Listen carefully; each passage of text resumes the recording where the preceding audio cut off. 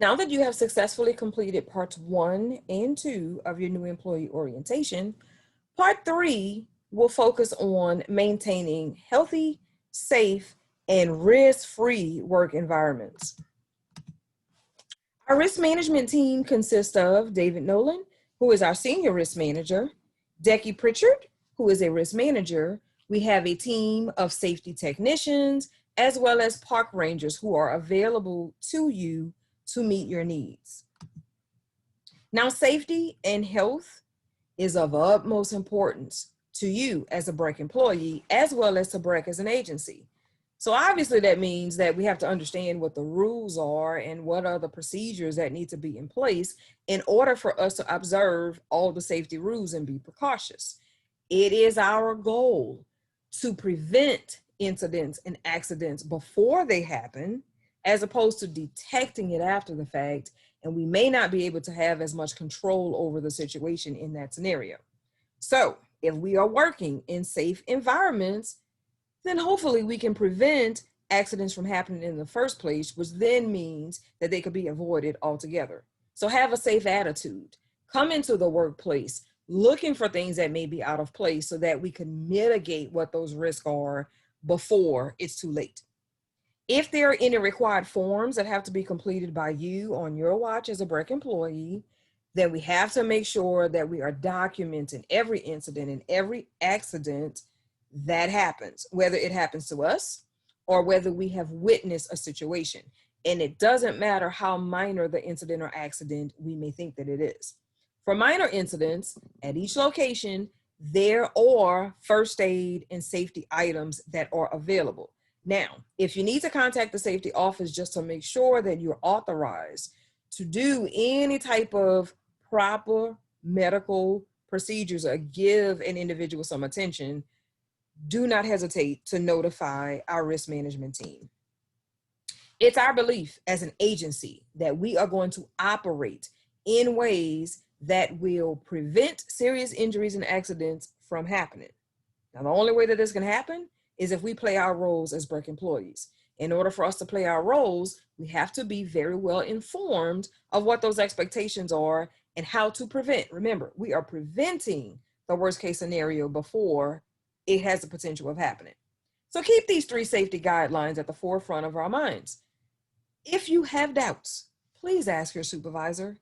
Supervisors not only undergo safety training, but there's additional risk management training that happens for supervisors so that they are very well equipped on if ABC happens, then they know to immediately implement XYZ.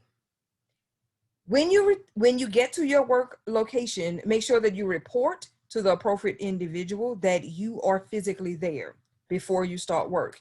In a situation where there may be a fire drill or a serious fire situation, every supervisor needs to be able to do a head count to make sure that every human capital individual is accounted for. But if we didn't know that you actually arrived to work and that you were present at the moment, then that may be the catastrophe that could happen that we're trying to avoid. Number 3, report all injuries. Notice that all is capitalized. It doesn't matter how slight, it doesn't matter how minor we may believe that it is. Report all injuries within 24 hours immediately, if you possibly can, to your supervisor. If you don't document it, then technically we don't have evidence that it actually happened. So it is unacceptable for an incident or an accident to happen on your watch and you don't report it until the next week. That allows for our memories to not give everything that needs to be provided on the proper form work. There may be some missing pieces, and then it prevents the safety team to being able to do an appropriate investigation. BREC healthy and safety policy dictates that every BREC employee and every public citizen is given the fullest consideration when it comes to health and safety. So in order for us to really be able to do that in practice, safety has to become our mindset. It has to become a skill that we then incorporate in our day-to-day. So all about our state of mind.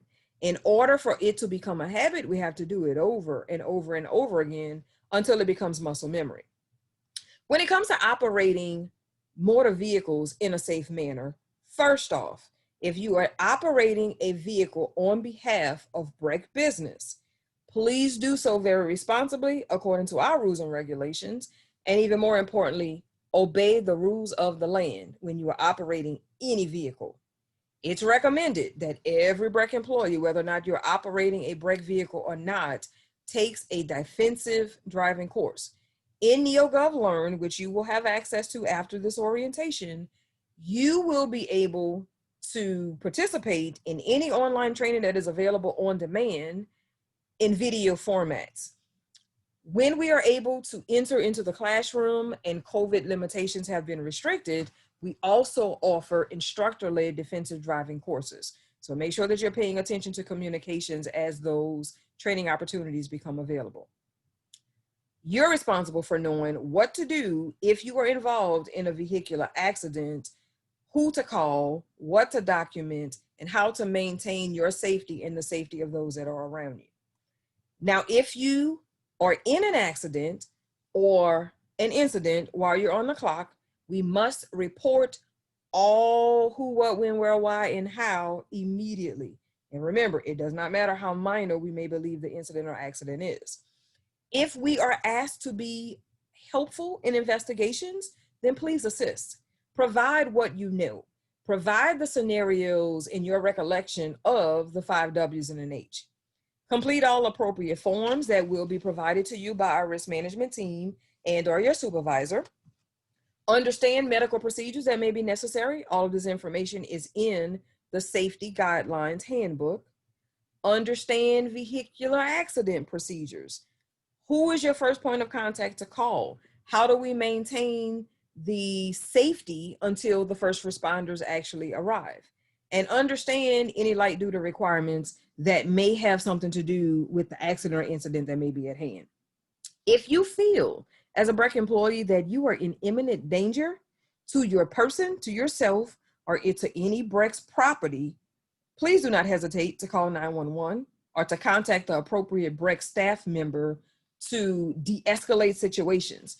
We are not asking that you put yourselves in a threatening position or in immediate danger. We do have the autonomy to contact the appropriate authorities, let them show up, and let them handle the situation. Make sure that we are accurately reporting any accident or any incident. Now, if you are injured or become ill while you are on the clock, immediately report all workplace injuries or illnesses. Remember, it still doesn't matter how minor the situation may be. A DOT, Department of Transportation drug screening will be conducted if it happens to you, and you are to notify the risk management department for any authorization of any doctor visits that you are required to be able to attend. So make sure that you attend your assigned or scheduled medical appointments and keep your immediate supervisor in the loop on your medical status for each of your doctor visits. Our goal, if there is an illness or an injury that happens on the job, is to get you back to where you were pre-illness or pre-injury so that you can successfully come back to work. Workers' compensation first report of injury or illness form has to be completed by your manager or immediate supervisor and then turned over to the risk management department. If you are injured at work or you become sick because of something that happens at work, so not because of something that happened over the weekend on your own time, but while you were on the clock, you have the right by law to choose your preferred doctor or healthcare facility to get your medical treatment. Breck is going to cover whatever costs are incurred if there is an injury while you are on the clock. Just as we discussed in the benefits portion of your orientation, HIPAA requirements will not release any unauthorized health information to anyone. It has to be done with your explicit written permission, and please understand that it is all still kept under lock and key in our risk management department. If you have to go out on workers' compensation because of an injury or an accident or illness that happens on the job, it is your responsibility to submit a certificate of compliance form to your workers' compensation insurer of Breck or to Breck within 14 days of receiving it. It is not okay. It is actually against the law for you to work and also receive workers' compensation benefits. It is also not okay and is against the law for you to receive workers' compensation disability benefits and unemployment benefits at the same time.